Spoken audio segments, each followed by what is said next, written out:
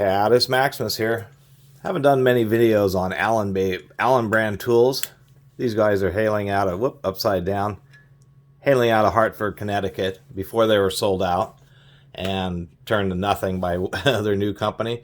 This was back when they were the Holochrome company, which I think is kind of a cool name. This is a large size folding hex key set from 3/16 through 3/8, a number 648.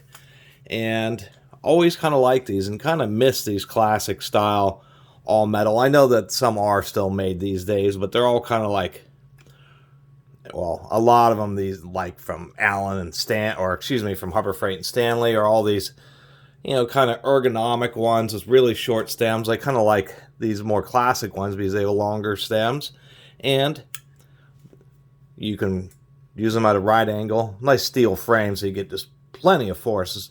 And I like how long this is. It's really proportional for the kind of force the fasteners you're going to put on. The frame length on this thing is over 6 inches. It's almost 6.5 inches. So you get actually quite a bit of leverage. So if you are trying to break actually a pretty stubborn 3/8, you can get a lot of force. Of course, being Allen, they are using socket head cap or socket head. These aren't cap screws. These are socket head button screws to hold them together. And of course, they do have a steel liner to provide tension, so they always have tension. They're not relying on the side bolts for that tension. Once you break the fastener, of course,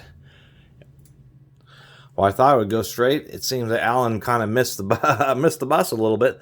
This tab is just a little bit too tall. Don't exactly understand why they made that tab too tall, because they should be able to make this go absolutely straight so you can easily twist out the screw. Not exactly sure. I think they just, once again, just kind of missed the boat there. Even on this side, they don't quite go out straight. So it's something where they have these tabs too high. Of course, this is a simple tool. You can unbolt it, quickly take it apart, and grind these down to fix that omission. But I guess one thing that we should look at here is the sizing on this. I always talk about bond test because I like that they're American made and that they have really tight sizing. A really good Allen hex key will have very tight sizing. We're at 0. We're on the 1/4 inch. 249, that's not too bad. How about the 3/8? Trying to find a spot where there isn't any rust, because the rust does increase the size a little bit. 3/8 is spot on. And on the 5/16, let's find a smooth spot here.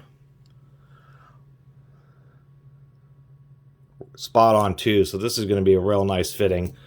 Why I'm trying to make sure to not land on the rust is rust is iron oxide. It's where oxygen is combined with the iron to form a new chemical compound.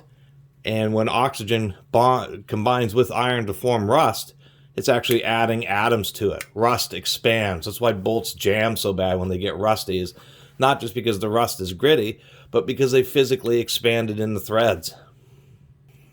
Anyway, just wanted to do a little video about a classic folding Allen hex key set, and really do miss these. I think they were pretty nice, and always was kind of fond of these old steel hex key sets because they were just kind of what the doctor ordered.